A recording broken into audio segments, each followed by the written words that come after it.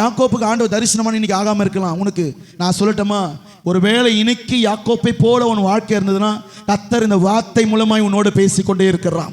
உன் எதிர்காலம், உன் குடும்பம், உன் வாழ்க்கை என்ன ஆக போகுது, என்ன நடக்க போகுது, ஐயோ நான் தன்னந்தனியா நிற்கிறேன்னு, எனக்குன்னு யாருமே இல்லை, என் எதிர்காலம், என் ஊழியம், என் வாழ்க்கை, என் குடும்பம், என் பிள்ளைகள் என்ன நான் சொல்லுகிறேன்.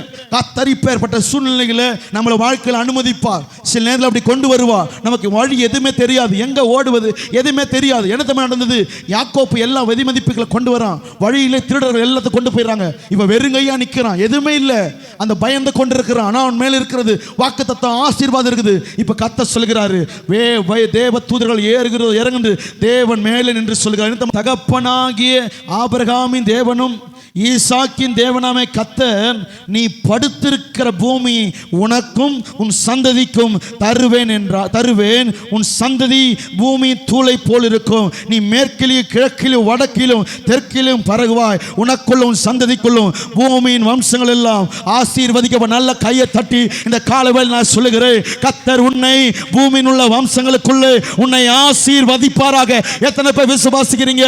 கர்த்தர் இந்த பூமியில் என்னை ஆசீர்வதிப்பார்.